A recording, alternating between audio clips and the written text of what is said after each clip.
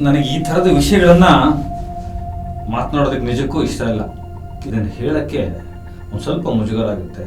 ತುಂಬ ಕೆಳಮಟ್ಟಕ್ಕೆ ಇಳಿದು ಬಿಡ್ತಾ ಇದ್ದೀವ ಸಿನಿಮಾ ಜನ, ಅಸಹ್ಯಕ್ಕೆ ಒಳಗಾಗ್ತಾ ಇದ್ದೀವಿ. ಇದನ್ನು ಯಾರು ಪ್ರಮೋಷನ್ ಅಂತ ಕರೆಯಲ್ಲ, ಇದನ್ನ ಮೋಷನ್ ಅಂತಲೂ ಕೂಡ ಯಾರು ಕರೆಯಲ್ಲ. ಅಂದರೆ ಒಂದು ಹಂತನ ಮೀರಿ ನಡ್ಕೊಳ್ಳೋದು ಸಿನಿಮಾಗೆ ಒಳ್ಳೆಯದಲ್ಲ. ನೀವು ಸಿನಿಮಾಗೆ ಕೊಡುವ ಗೌರವ ಅಲ್ಲ.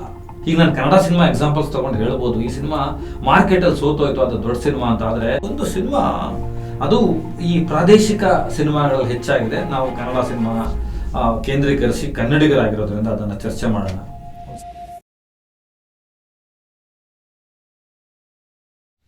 ನಮಸ್ಕಾರ, ಅಖಾಡಕ್ಕೆ ಸ್ವಾಗತ. ನನಗೆ ಈ ಥರದ ವಿಷಯಗಳನ್ನು ಮಾತನಾಡೋದಕ್ಕೆ ನಿಜಕ್ಕೂ ಇಷ್ಟ ಇಲ್ಲ.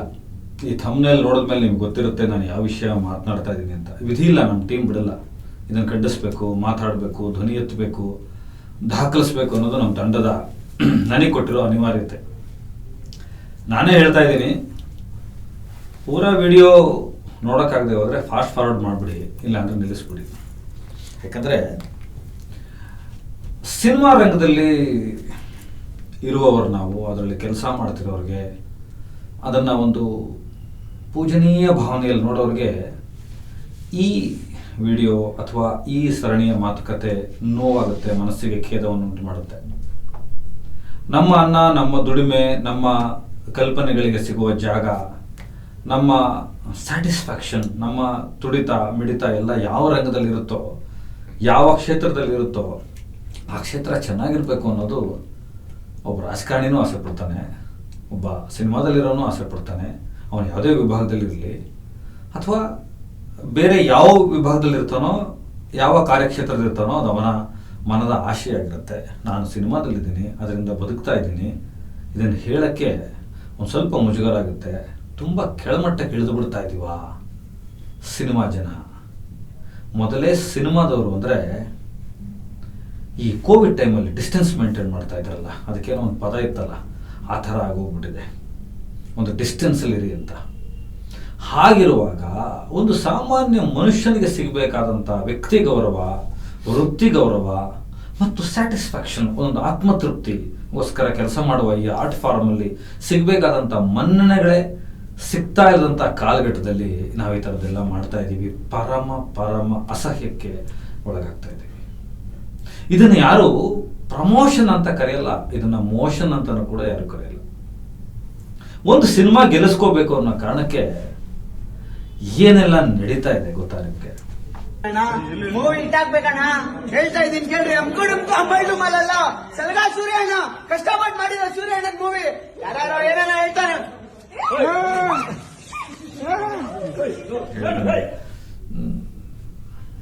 ಇಂಥ ವಿಷಯಗಳ ಚರ್ಚೆ ಮಾಡೋದಕ್ಕೆ ಇಂಟ್ರೆಸ್ಟ್ ಇಲ್ಲದೆ ಹೋದರೂ ಕೂಡ ಮಾತಾಡಬೇಕಾಗಿದೆ. ಒಂದು ಸಿನಿಮಾ ಅದು ಈ ಪ್ರಾದೇಶಿಕ ಸಿನಿಮಾಗಳಲ್ಲಿ ಹೆಚ್ಚಾಗಿದೆ. ನಾವು ಕನ್ನಡ ಸಿನಿಮಾ ಕೇಂದ್ರೀಕರಿಸಿ ಕನ್ನಡಿಗರಾಗಿರೋದ್ರಿಂದ ಅದನ್ನು ಚರ್ಚೆ ಮಾಡೋಣ. ಒಂದು ಸಿನಿಮಾನ ಗೆಲ್ಲಿಸ್ಕೊಳ್ಳೋಕೆ ಏನ್ರಿ ಇಷ್ಟೊಂದು ಕುತಂತ್ರಗಳನ್ನು ಮಾಡೋದು, ಹುನ್ನಾರಗಳನ್ನು ಮಾಡೋದು. ಅಂದರೆ ಒಂದು ಹಂತನ ಮೀರಿ ನಡ್ಕೊಳ್ಳೋದು ಸಿನಿಮಾಗೆ ಒಳ್ಳೆಯದಲ್ಲ. ಅದು ನೀವು ಸಿನಿಮಾಗೆ ಕೊಡುವ ಗೌರವ ಅಲ್ಲ. ನಾನಾದರೂ ಒಂದು ಸಿನಿಮಾ ಥಿಯೇಟರ್ನ ದೇವಸ್ಥಾನ ಅಂತ ಪರಿಗಣಿಸ್ತೀನಿ. ಯಾಕೆ ಅಂತಂದರೆ ಮನುಷ್ಯ ಸೇರ್ಕೊಳ್ಳೋದಕ್ಕೆ ಜಾತ್ರೆಗಳು, ಹಬ್ಬಗಳು, ಮೆರವಣಿಗೆಗಳು ಹೇಗೇನೋ ಥಿಯೇಟರ್ಗಳು ಕೂಡ, ಚಿತ್ರಮಂದಿರಗಳು, ನಾಟಕದ ರಂಗಮಂದಿರಗಳು, ಕಾರ್ಯಕ್ರಮಗಳು ತುಂಬ ತುಂಬ ಮುಖ್ಯ ಆಗುತ್ತೆ. ಅದು ಕಲಾ ಪ್ರಕಾರದ ಕಾರ್ಯಕ್ರಮಗಳು ನಡೆಯೋ ಜಾಗ ದೇವಸ್ಥಾನಕ್ಕಿಂತಲೂ ಹೆಚ್ಚು ಪ್ರಾಶಸ್ತ್ಯ. ನಾನು ದೇವಸ್ಥಾನಕ್ಕೆ ಅವಮಾನ ಮಾಡ್ತಾ ಇಲ್ಲ. ಯಾಕದನ್ನು ದೇವಸ್ಥಾನಕ್ಕೆ ಹೋಲಿಸ್ತಾ ಇದ್ದೀನಿ ಅಂದರೆ, ಜಾತಿ ಇರಲ್ಲ ಅಲ್ಲಿ, ರಾಜಕೀಯ ಇರಲ್ಲ ಅಲ್ಲಿ, ಪಕ್ಷ ಇರಲ್ಲ ಅಲ್ಲಿ, ಮೇಲು ಕೇಳು ಇರಲ್ಲ. ಟಿಕೆಟ್ ಯಾವುದು ಕೊಟ್ಟು ತಗೋತಾನೆ ಅಲ್ಲೋ ಕೂತ್ಕೊಂಡು ನೋಡ್ತಾನೆ. ನೋಡುಗರಿಗೆಲ್ಲ ಒಂದೇ ಸಿನಿಮಾ, ಕಾಣೋದು ಒಂದೇ ದೇವರು. ಅದೇನು ಪಾಲಿಸಿ ಹೇಳ್ತಾ ಇದೆ ಅದೇ. ಅಷ್ಟು ದೊಡ್ಡ ವಿಷಯ ಸಿನಿಮಾ, ಅಷ್ಟು ಮಹತ್ತರವಾದಂಥ ವಿಷಯ, ಅಂಥ ಕಲಾ ಪ್ರಕಾರದ ವಿಷಯ. ಒಂದು ಸಿನಿಮಾ ತಯಾರಿಕೆನೇ ನ್ಯಾಚುರಲ್ ಪ್ರೋಸೆಸ್. ಸಿನಿಮಾದ ಸೋಲು ಗೆಲುವು ಮಾರುಕಟ್ಟೆ ಎಲ್ಲ ಆಮೇಲೆ ಮಾತಾಡೋಣ. ಆದರೆ ಒಂದು ಸಿನಿಮಾ ಸಂತೃಪ್ತಿ ಅಂತ ಅಂದ್ಕೊಡ್ಬೇಕು. ಒಬ್ಬ ಮೇಕರ್ಗೆ, ಒಬ್ಬ ಆ್ಯಕ್ಟರ್ಗೆ, ಬೇರೆ ಬೇರೆ ವಿಭಾಗದಲ್ಲಿ ಕೆಲಸ ಮಾಡೋ ಟೆಕ್ನಿಷಿಯನ್ಸ್ಗೆ, ನಿರ್ಮಾಪಕರಿಗೆ, ಪ್ರತಿಯೊಬ್ಬರಿಗೂ ಅದನ್ನು ಕೊಡುಗೆ ಅಂತಾರೆ. ಮೈಲಿಗೆಲ್ಲ ನಿಂತಿದ್ದಾವೆ ಕೆಲವೆಲ್ಲ. ನಿಮ್ಗೊಂದು ಉದಾಹರಣೆ ಹೇಳ್ತೀನಿ. ಸಿನಿಮಾ ಗೆಲ್ಲಿಸ್ಕೊಳ್ಳೋಕೆ ಈ ಹುಚ್ಚಾಟ ಆಡೋರ ಬಗ್ಗೆ ಕ್ಲುಪ್ತವಾಗಿ ಮಾತಾಡೋಕ್ಕಿಂತ ಮುಂಚೆ ಮೇರಾ ನಾಮ್ ಜೋಕರ್ ಅಂತ ಒಂದು ಸಿನಿಮಾ ಬಂತು, ಹಿಂದಿ ಸಿನಿಮಾ, ರಾಜ್ ಕಪೂರ್ ಅವ್ರದ್ದು. ಆ ಸಿನಿಮಾ ಮಾರುಕಟ್ಟೆಯಲ್ಲಿ ಗೆಲ್ಲಿಲ್ಲ. It was a flop. ಅಂದ್ರೆ ನೀವು ಸೋತ ಸಿನಿಮಾ ಅಂತ ಯಾವ ಪರಿಭಾಷೆಯಲ್ಲಿ ಹೇಳ್ತೀರೋ, ಹಣಕಾಸಿನ ವಿಚಾರದಲ್ಲಿ ಸೋತ ಸಿನಿಮಾ. ಆದರೆ ನೈತಿಕವಾಗಿ, ಮೌಲ್ವಿಕವಾಗಿ, ಬೌದ್ಧಿಕವಾಗಿ, ಕ್ರಿಯಾಶೀಲವಾಗಿ ತುಂಬಾ ದೊಡ್ಡ ಸಿನಿಮಾ. ಅದು ತುಂಬಾ ಮಹತ್ತರವಾದ ವಿಷಯಗಳನ್ನು ಹೇಳುತ್ತೆ. ಒಂದು ಸಿನಿಮಾ ಅನ್ನೋದು ಕ್ರಿಯೇಟಿವ್ ಎಕಾನಮಿ ಆದರೂ ಕೂಡ ಅದು ಹಣ ಮಾಡಲೇಬೇಕು. ಇಲ್ಲ ಅಂತಂದ್ರೆ ಹಾಕದವನು ಅದರ ಇಡೀ ಒಂದು ತಂಡ ಬದುಕಬೇಕಲ್ಲ. ಆದ್ರೆ ಅದಕ್ಕಿಂತ ದೊಡ್ಡ ಕೊಡುಗೆ ಇದೆ. ಅದಕ್ಕೆ ನಿರ್ಮಾಪಕರಿಗೆ, ನಿರ್ದೇಶಕರಿಗೆ, ಕಲಾವಿದರಿಗೆ ಅಷ್ಟು ಗೌರವ ಇರೋದು. ಒಂದು ಹಣಕಾಸಿನ ಟ್ರಾನ್ಸಾಕ್ಷನ್ ತಂದು ಕೊಡುವ ಒಂದು ಮಿಷನರಿ ಅಂತ ನಂಬಲ್ಲ ಸಿನಿಮಾನ, ಅದಕ್ಕೆ ದೊಡ್ಡದು ಕಲಾ ಪ್ರಕಾರ ಅಂತ ನಂಬೋದು. ನಾನು ಎಲ್ಲ ಸಿನಿಮಾ ಮೇರಾ ನಾಮ್ ಜೋಕರ್ಗೆ ಹೋಲಿಸಿ ಹೇಳಕ್ಕಾಗಲ್ಲ. ಈಗ ನಾನು ಕನ್ನಡ ಸಿನಿಮಾ ಎಕ್ಸಾಂಪಲ್ಸ್ ತಗೊಂಡು ಹೇಳ್ಬೋದು. ಈ ಸಿನಿಮಾ ಮಾರ್ಕೆಟಲ್ಲಿ ಸೋತೋಯ್ತು, ಅದು ದೊಡ್ಡ ಸಿನಿಮಾ ಅಂತ. ಆದ್ರೆ ಆ ಹೀರೋಗಳ ಕಡೆಯವರು, ಆ ಸಿನಿಮಾ ಪ್ರೊಡ್ಯೂಸರ್ಸ್ಗಳು ಕೆಲವರು ಎದ್ದು ಬಿಡ್ತಾರೆ. ಅದಕ್ಕೆ ಇನ್ನೊಂದು ದೊಡ್ಡ ಇಶ್ಯೂ ಆಗುತ್ತೆ. ಅದು ನಾನು ಹೇಳ್ತಿರುವ ವಾದ, ನನ್ನ ಅಭಿಪ್ರಾಯ ಅರ್ಥವೇ ಆಗೋದಿಲ್ಲ. ಇಲ್ಲಿ ಯಾರಿಗೂ ಸತ್ಯಶೋಧಕ ಗುಣಗಳು ಬೇಕಾಗಿಲ್ಲ. ಆ ತಾತ್ಕಾಲಿಕ ವಿರೇಚಕ ಸ್ಖಲನಗಳು ಬೇಕು ಎಲ್ಲರಿಗೂ. ಎಲ್ಲರೂ ಸ್ವಕಚ ಮರ್ದನಿಗಳಾಗೋಗಿದ್ದಾರೆ ಇಲ್ಲಿ. ಸೊ ಹಾಗಿರುವಾಗ ಒಂದು ಸಿನಿಮಾ ಗೆಲ್ಲಿಸ್ಕೊಳ್ಳೋಕೆ ಏನ್ರಿ ಥಿಯೇಟರ್ ಮುಂದೆ ಪೆಟ್ರೋಲ್ ಕುಡಿತೀನಿ ಅಂತ ನಾಟ್ಕೊಳ್ಳೋದು, ಆ ಥಿಯೇಟರ್ಗಳ ಮುಂದೆ ನಿಂತ್ಕೊಂಡು ಶರ್ಟ್ ಹಾಕೊಳ್ಳೋದು, ಕೂಗಾಡೋದು. ಥಿಯೇಟರ್ಗೆ ಜನ ಬರ್ತಾ ಇಲ್ಲ ಅಂತ ಎಲ್ಲಾ ಮೇಕರ್ಸು ಒದ್ದಾಡ್ತಾ ಇದ್ರಲ್ಲಪ್ಪ. ದನಿ ಎತ್ತಬೇಕಲ್ಲ ಇದಕ್ಕೆ. ಥಿಯೇಟರ್ ಅನ್ನೋದನ್ನ ಅಷ್ಟು ಇಂಪಾರ್ಟೆನ್ಸ್ ಕೊಡೋರು ಥಿಯೇಟರ್ಗೆ ಹೇಗಿರ್ಬೇಕು? ಒಂದು ಕಾಲಘಟ್ಟದಲ್ಲಿ ನಾನೇ ನೋಡಿದ್ದೀನಿ, ಅಣ್ಣವ್ರ ಫ್ಯಾನ್ಸು, ವಿಷ್ಣು ಸರ್ ಫ್ಯಾನ್ಸು, ನಮ್ಮಣ್ಣ ಫ್ಯಾನ್ಸು, ಬೇರೆಯವ್ರ ಫ್ಯಾನ್ಸು, ಟೈಗರ್ ಪ್ರಭಾಕರ್ ಫ್ಯಾನ್ಸು, ಶಿವಣ್ಣವ್ರ ಫ್ಯಾನ್ಸ್ ಎಲ್ಲ ಬಂದು ಟಾಯ್ಲೆಟ್ ತೊಳೆದಿದ್ದಾರೆ, ಥಿಯೇಟರ್ ಕ್ಲೀನ್ ಮಾಡಿದ್ದಾರೆ, ಸ್ಕ್ರೀನ್ ಚೇಂಜ್ ಮಾಡಿಸಿದ್ದಾರೆ, ಆ ಥಿಯೇಟರ್ದ ಬಲ್ಬ್ ಚೇಂಜ್ ಮಾಡಿಸ್ತಾರೆ, ಪ್ರೊಜೆಕ್ಟರಲ್ಲಿ ₹1,000 ಅವೆಲ್ಲ ಅದಕ್ಕೆ ಅಲಂಕಾರ ಮಾಡ್ತಾರೆ ಥಿಯೇಟರ್ನ. ಒಂದು ಹೆಣ್ತರ, ಒಂದು ಮದುವೆ ಹೆಣ್ತರ ಕಾಣ್ತಾಳೆ ಅವಳು. ಒಂದು ದೇವಿ ಜಾತ್ರೆ ತರ ನಡೆಯುತ್ತೆ, ಪೂಜೆ ಮಾಡ್ತಾರೆ. ಇಷ್ಟು ಇದರಲ್ಲಿ ಏನ್ ಮಾಡ್ತಾ ಇದ್ದೀರಾ ನೀವು? ಶರ್ಟ್ ಹರ್ಕೊಂಡ್ಬಿಟ್ಟು ಯಾವುದೋ ಹೀರೋ ಫ್ಯಾಮಿಲಿ ಎಲ್ಲ ಬೈತಾ ಇರ್ತಾರೆ, ಇನ್ಯಾರ್ದೋ ಫ್ಯಾನ್ಸು. ನೀವು ನಿಮ್ಮ ಹೀರೋ ಕೊಡೋ ಗೌರವನ ಇದು? ಅಥವಾ ನಿಮಗೆ ಕೊಡುವ ಆತ್ಮ ಗೌರವನ, ನಿಮ್ಮ ತಂದೆ ತಾಯಿ ಕೊಡೋ ಗೌರವನ? ಕೇಳಿಸ್ಕೋಬೇಕಲ್ಲ ಇದು ನೈತಿಕವಾಗಿ. ನೀವು ಆ ಥರ ಅಶ್ಲೀಲವಾದ ಭಾಷೆಯಿಂದ ಯಾವುದೋ ಥಿಯೇಟರ್ ಮುಂದೆ ನಿಂತ್ಕೊಂಡು ಇನ್ಯಾವುದೋ ಹೀರೋನ ಬೈತಾ ಇದ್ರೆ ಯಾರಾದ್ರೂ ಯಾಕ್ರಿ ಥಿಯೇಟರ್ಗೆ ಬರ್ತಾರೆ? ಪೆಟ್ರೋಲ್ ಕುಡಿತೀನಿ ಅಂತ ಒಬ್ಬ ನಿಂತ್ಕೊಂಡ್ರೆ ಅದೇನೋ ವಿಚಿತ್ರವಾದ ಹೆಸರುಗಳು, I don't want to take names. ನನಗೆ ಆ ಹೆಸರುಗಳನ್ನು ತಗೊಳ್ಳೋದಕ್ಕೂ ಎದೆ ಭಾರ ಅನ್ಸುತ್ತೆ ನನಗೆ. ಏನೆಲ್ಲ ಗಿಮಿಕ್ ಮಾಡೋದು, ಇದ್ರ ಬದಲು ಒಂದು ಒಳ್ಳೆ ಸಿನಿಮಾ ಮಾಡ್ಬೋದಲ್ಲ ಜನರಿಗೆ ತಲುಪಿಸೋದಿಕ್ಕೆ. ಮೂಲ ಇಲ್ಲಿರೋ ಪ್ರಶ್ನೆ ಜನರಿಗೆ ತಲುಪಿಸ್ಬೇಕು. ಯಾಕೆ ವಾಮಮಾರ್ಗಗಳು ನಡೀತೀರಪ್ಪ? ರಸ್ತೆಗೆ ಹೋಗಿ ಹೇಳ್ಬೋದಲ್ಲ ಜನರಿಗೆ ಹೇಳೋದಕ್ಕೆ. ಈ ದೇಶ, ಈ ನಾಡು ನಾಟಕಗಳಿಂದ ನೀವು ಕಲಿಬೇಕು. ಇವತ್ತಿಗೂ ಕೂಡ ಯಾವ ಬಂದ್ರು ಯಾರು ರಂಗ ತಾಲೀಮಿನಲ್ಲಿ ಇದಾರೋ, ರಂಗಭೂಮಿಯನ್ನು ನಂಬಿದಾರೋ ಅವ್ರು ಹೆದರ್ತಾ ಇಲ್ಲ. ಯಾಕಂದ್ರೆ ಅವ್ರ ಲೈವ್ ಅಲ್ಲಿಂದನೂ ಕೂಡ ನೋಡಿ ಸಿನಿಮಾದವ್ರು ತುಂಬಾ ಕಲಿಬೇಕಾಗಿದೆ. ಯಾರೋ 4 ಜನ ಮಾಡೋದಕ್ಕೆ ಇಡೀ ಇಂಡಸ್ಟ್ರಿ ಬಗ್ಗೆ ಮಾತಾಡ್ತಾರೆ. ಕೆಲವರು ಅಂದ್ರೆ ಎಲ್ಲರೂ ಹೆಗಲ್ಮುಟ್ ನೋಡ್ಕೊಳ್ಳುವಂತ ಕಾಲ್ಗಟ್ಟ ಇದು. ಯಾವುದೋ ಡೈರೆಕ್ಟರ್ಗೂ ಹೀರೋಯಿನ್ಗೂ ಜಗಳ ಅಂತೆ. ಅದು ಯಾವಾಗ ಜಗಳ ಬರುತ್ತೆ? ಕರೆಕ್ಟ್ ರಿಲೀಸ್ ಟೈಮಿಗೆ ಬರುತ್ತೆ. ರಿಲೀಸ್ ಆದ 2 ದಿನ ಥಿಯೇಟರ್ ಇಬ್ರು ಕೈ ಹಿಡ್ಕೊಂಡು ಸಿನಿಮಾ ನೋಡ್ತಾರೆ, ಅದು ಅಲ್ಲಿಗೆ ಮುಗಿದೋಯ್ತು. ಯಾರೋ ಹುಡುಗರಂತೆ 4 ಜನ ಇನ್ಫ್ಲೂಯೆನ್ಸರ್ಸ್ ಅಂತ ಕರೀತಾರಂತೆ. What nonsense is this? ಎಷ್ಟು ಅಸಹ್ಯ ಅನಿಸ್ತಾ ಇಲ್ಲ. ಅವ್ರಿಗೆ 20,000 ದುಡ್ಡು ಕೊಡ್ಬೇಕಂತೆ. ಅವರು ಬಂದು ನಿಂತ್ಕೊಂಡು ಕೆಟ್ಟ ಪ್ರಾಸಗಳಲ್ಲಿ ಮಾತಾಡ್ತಾರಂತೆ, ಅರ್ಚಾಡ್ತಾರಂತೆ. ಅದರಿಂದ ಸಿನಿಮಾ ಪ್ರಮೋಷನ್ ಆಗುತ್ತಂತೆ. ಲಾಸ್ಟ್ ಇಯರ್ ಅನ್ಸುತ್ತೆ, ಹೋದ ವರ್ಷ ನಾನೊಂದು ಸಿನಿಮಾ ಪ್ರಚಾರದ ಬಗ್ಗೆ ಒಬ್ಬರು ನಿರ್ಮಾಪಕರು, ಆ ಸಿನಿಮಾ ಹೆಸರು ನನಗೆ ತಟ್ಟನೆ ನೆನಪಿಗೆ ಬರ್ತಾ ಇಲ್ಲ, ಕ್ಷಮೆ ಇರಲಿ. ನಾನು ಇಂಥವನಿಗೆ ದುಡ್ಡು ಕೊಟ್ಟು ಕರೆಸಿ ಹುಚ್ಚಾಟ ಆಡಿಸ್ಬೇಕು, ಕೂಗಾಡಿಸ್ಬೇಕು, ನನ್ನ ಸಿನಿಮಾ ರಿಲೀಸ್ ಆಗೋದೇ ಬೇಡ, ನಾನು ನೋಡೋದು ಬೇಕಾಗಿಲ್ಲ ಅಂತ ಫೇಸ್ಬುಕ್ಕಲ್ಲಿ ಬರ್ಕೊಂಡಿದ್ರು, ಮೀಡಿಯಾಗಳಿಗೆ ಮಾತಾಡಿದ್ರು. ಸೆಲೆಬ್ರಿಟಿಗಳ ಶೋಗಳನ್ನು ಹೆಸರಲ್ಲಿ ಯಾವುದೋ ಒಂದು ರಿಯಾಲಿಟಿ ಶೋಗೆ ಹೋದವರು, ಇನ್ನೆಲ್ಗೋ ಹೋದವರು ಕರ್ಕೊಂಡ್ಬಂದು ವಿಚಿತ್ರವಾಗಿ ಅವ್ರ ಕೈಯಲ್ಲಿ ಮಾತಾಡಿಸಿ ಜನ ಕಮೆಂಟ್ ಹಾಕ್ತಾರೆ. ನಾನು ಇದನ್ನ ತುಂಬಾ ಕಡೆ ಬಹಿರಂಗವಾಗಿ ಹೇಳಿದ್ದೀನಿ. ಪುಕ್ಸಟ್ಟೆ ಕೊಟ್ಟು ಸಿನಿಮಾ ನೋಡೋನು ಈ ಸಿನಿಮಾ ಬಗ್ಗೆ ಉಪದೇಶ ಮಾಡೋದು ಬೇಡ, ದುಡ್ಡು ಕೊಟ್ಟು ನೋಡೋರಿಗೆ ಅಂತ. ದುಡ್ಡು ಕೊಟ್ಟು ನೋಡೋನಿಗೆ ಗೊತ್ತಿದೆ ಯಾವ ಸಿನಿಮಾನ ಕೈ ಹಿಡಿಬೇಕು, ಯಾವ ಸಿನಿಮಾ ಬಿಡಬಾರ್ದು ಅಂತ. ಕೆಲವು ಕಾರಣಗಳಿಗೆ, ಮಳೆಯ ಕಾರಣಕ್ಕೆ, ಅಣ್ಣ ಅವರ ಕಿಡ್ನಾಪ್ ಆದಂತ ಸಂದರ್ಭದ ಕಾರಣಕ್ಕೆ, ಕೆಲವು ವಿಪ್ಲವಗಳ ಕಾರಣಕ್ಕೆ ಒಳ್ಳೆ ಸಿನಿಮಾಗಳು ಸೋತವೆ. ಬಿಟ್ರೆ ಖಂಡಿತವಾಗ್ಲೂ ಒಳ್ಳೆ ಸಿನಿಮಾಗಳು ಸೋಲೋದಿಲ್ಲ, ಜನರ ಕೈ ಹಿಡಿತವೆ, ಹೇಗೋ ರೀಚ್ ಆಗ್ಬಿಡ್ತವೆ. ಅದು ಒಳ್ಳೆ ಸಿನಿಮಾ ಆಗಿದ್ರೆ, ಒಳ್ಳೆ ಸಿನಿಮಾ ಅನ್ನೋದ್ರು ಮತ್ತೆ ಪರಿಚ್ಛೇದಗಳಿದೆ, ಮತ್ತೆ ಅದರ ಪ್ರಭೇದಗಳಿದೆ. ಒಂದು ಚೇಂಬರ್ ಅಲ್ಲಿ ಯಾವುದೋ ಒಂದು ಕಂಪ್ಲೇಂಟ್ 6 ವರ್ಷಗಳ ಹಿಂದೆ, ನಾನು ಈ ಸೀನ್ ತೋರ್ಸಲ್ಲ ಅಂತ ಡೈರೆಕ್ಟರ್ ಶೂಟ್ ಮಾಡಿದ್ರು, ಆದ್ರೆ ನೋಡಿ ಈ ಸೀನ್ ಆಚೆ ಬಿಟ್ಬಿಟ್ಟಿದ್ದಾರೆ, ಲೀಕ್ ಮಾಡಿಬಿಟ್ಟಿದ್ದಾರೆ ಅಂತ ಒಂದು ಅಂತಾರಾಜ್ಯದಲ್ಲಿರ್ತಕ್ಕಂಥ ಒಂದು ಹೆಣ್ಮಗಳು ನಟಿಮಣಿ ಕಂಪ್ಲೇಂಟು ಅದರ ಡೈರೆಕ್ಟರ್ನ ಕರೆಸಿ ಚೇಂಬರಲ್ಲಿ ತುಂಬ ಹಿಂದೆ ಅಧ್ಯಕ್ಷರೆಲ್ಲ ಮರೆತು ಬಿಟ್ಟಿದ್ದೀವಿ, ರಾಜಿ ಪಂಚಾಯತಿ. ಆ ಡೈರೆಕ್ಟ್ರು ಭಗವದ್ಗೀತೆ ಮೇಲೆ ಆಣೆ ಮಾಡಿ ಇನ್ಮೇಲೆ ಈ ಥರದ್ದೆಲ್ಲ ನಾನು ಮಾಡಲ್ಲ, ನಾನು ಮಾಡಿಲ್ಲ, ಇದು ಹೇಗೋ ನನ್ನ ಟೀಮ್ ಲೀಕ್ ಮಾಡಿಬಿಟ್ಟಿದೆ. ಇದು ಮತ್ತೆ ಒಂದು ಪ್ರಚಾರ ತಂತ್ರ. ಆ ದೃಶ್ಯ ಯಾವುದು ಅಂತ ನೋಡಿದ್ರೆ ಇವರುಗಳೇ ಶೂಟ್ ಮಾಡ್ಕೊಂಡಿದ್ದಾರೆ. ಅದು ನಾವು ಸೆನ್ಸಾರಿಗೆ ಅದನ್ನು ಕಳಿಸಿಲ್ಲ, ಅದನ್ನ ಲೀಕ್ ಮಾಡ್ಬಿಡ್ತಾರೆ. ಪ್ರೊಡ್ಯೂಸರು ಡೈರೆಕ್ಟರ್ಗಳು ಜಗಳ ಆಡ್ಕೊಂಡ್ಬಿಡ್ತಾರೆ. ಇನ್ಯಾರೋ ಪೆಟ್ರೋಲ್ ಕುಡಿತೀನಿ ಅಂತ ಹೋಗ್ತಾರೆ, ಇನ್ಯಾರೋ ಕಿರ್ಚಾಡಿಸ್ತಾರೆ. ಇನ್ನೊಂದಷ್ಟು ಜನ ಇದ್ದಾರೆ, ಇದ್ರ ಮೇಲೆ ಹೋಗಾರ ಒಂದಷ್ಟು ಜನ ಇದ್ದಾರೆ. ನಿಜವಾಗ್ಲೂ ಟೆಕ್ನಿಕಲಿ ಪ್ರಾಬ್ಲಮ್ ಆಗಿರುವಂತ ಸಿನಿಮಾಗಳು ಇದಾವೆ, ನಾನು ಇಲ್ಲ ಅಂತ ಹೇಳಲ್ಲ. ಸಿನಿಮಾ ರಿಲೀಸ್ ಆಗ್ತಾ ಇಲ್ಲ ಅಂದ್ಬಿಡ್ತಾರೆ ಫಸ್ಟ್. ಅದಕ್ಕೆ 100 ವಿಷಯ ಇದೆ ರೀ. ನಮ್ಮಂತವ್ರಿಗೆ ಗೊತ್ತಾಗ್ಬಿಡುತ್ತೆ, KDM ಬಂದಿಲ್ಲ, ನೆಗೆಟಿವ್ ಫೈನಾನ್ಸ್ ಕಟ್ಟಿಲ್ಲ, ಅದು ರಿಲೀಸ್ ಆಗೋದಕ್ಕೆ ಟೆಕ್ನಿಕಲ್ ಇದೇನಾಗೋಯ್ತು, ಎಲ್ಲ ಟೆಕ್ನಿಕಾಲಿಟೀಸ್ ಇರುತ್ತೆ. ತಾಂತ್ರಿಕವಾಗಿ ಏನೋ ತೊಂದರೆ ಆಗಿರುತ್ತೆ, ಹಣಕಾಸು ತೊಂದರೆ ಆಗಿರುತ್ತೆ, ಸಾಲಗಳು ಕ್ಲಿಯರ್ ಆಗಿರಲ್ಲ, ನೆಗೆಟಿವ್ ರೈಟ್ಸ್ ಇಶ್ಯೂಗಳಿರುತ್ತೆ, ಯಾರೋ ಕೋರ್ಟ್ಗೆ ಹೋಗಿ ಸ್ಟೇ ತಂದಿರ್ತಾರೆ, ಇನ್ನೊಂದು ಮಾಡ್ತಾರೆ, ಕೋರ್ಟ್ನ ದುರುಪಯೋಗ ಪಡಿಸ್ಕೋತಾರೆ. ಇದೆಲ್ಲ ರಿಯಲ್ ರೀಸನ್ಸ್ ನಾನು ಹೇಳಿದ ಇಷ್ಟೋ ತನಕ. ಕೋರ್ಟ್ಗೆ ಹೋಗ್ಬಿಟ್ಟು ನೀವು ನನ್ನ ಮೇಲೆ ಕೇಸ್ ಹಾಕ್ಬಿಡಿ. ಒಂದು ಸಿನಿಮಾ ಇದೆ, ನಾನು ಯಾಕೆ ಆ ಸಿನಿಮಾಗಳ ಹೆಸರು ಹೇಳ್ತಾ ಇಲ್ಲ ಅಂದ್ರೆ, ಇವ್ರು ಯಾರಿಗೂ ಇದನ್ನ ಸಹಜವಾಗಿ ತಗೊಳ್ಳಲ್ಲ, ಅದನ್ನ ಅತ್ಯಂತ ಅಸಹಜವಾಗಿ ತಗೊಂಡು ವೈಯಕ್ತಿಕ ದ್ವೇಷಕ್ಕೆ ತಗೊಂಡು ಹೋಗ್ತಾರೆ. ಕೋರ್ಟ್ಗೆ ಹೋಗ್ಬಿಡೋದು, ಇಂಥವ್ರ ಜೀವನ ಚರಿತ್ರೆ ನೀವು ತೆಗೆದಿದ್ದೀರಾ, ಇಂಥ ಪುಸ್ತಕದ ಆಧಾರದಲ್ಲಿ ನಾನು ತೆಗೆದೆ ಅಂತ ಇವರೇ ಒಂದು ಪುಸ್ತಕ ಪ್ರಿಂಟ್ ಮಾಡಿಸೋದು, ಅದು ದೊಡ್ಡದಾಗಿ ಇಶ್ಯೂ ಆಗೋ ತರ ಮಾಡೋದು. ಅದು ಕರೆಕ್ಟ್ ಸಿನಿಮಾ ರಿಲೀಸ್ ಟೈಮಲ್ಲಿ ಆಗುತ್ತೆ. ನನ್ನ ಅನುಮತಿ ಇಲ್ದಲೆ ನನ್ನ ಹೆಸರು ಹಾಕಿದ್ದಾರೆ ಅಂತ ಒಬ್ರು ಕೋರ್ಟ್ಗೆ ಹೋಗ್ತಾರೆ, ಫೋಟೋ ಹಾಕಿದ್ದಾರೆ. ಅವ್ರು ಆಕ್ಟ್ ಮಾಡುವಾಗ ತಲೆಯಲ್ಲಿ ಬುದ್ಧಿ ಇರಲ್ವಾ? ಪ್ರಚಾರದ ಆಮೇಲೆ ಪ್ರಚಾರ ಅನ್ನೋದೆತ್ತು ಒಂದು ವಿಚಿತ್ರವಾದ ರೀತಿಯಲ್ಲಿ ಮಾಡ್ತಾರೆ. ನೀವು ಏನ್ ಮಾಡ್ತಾ ಇದ್ದೀರಾ ಅಂದ್ರೆ, ಒಂದು ನೆರೇಟಿವ್ ಸಿಸ್ಟಮ್ ಹೇಳೋದಲ್ಲ, ಅವರು ತುಂಬಾ ಪ್ಲಾನ್ಡ್ ಆಗಿ ಜನರನ್ನ ಮೂರ್ಖರನ್ನ ಮಾಡ್ತಾ ಇದಾರೆ, ಅದು ಸಪರೇಟ್ ಸಬ್ಜೆಕ್ಟ್. ಆದ್ರೆ ಇಲ್ಲಿ ಜನರನ್ನ ಮೂರ್ಖರು ಅಂತ ಅನ್ಕೊಂಡು ನೀವು ಮೂರ್ಖರಾಗ್ತಾ ಇದ್ದೀರಾ.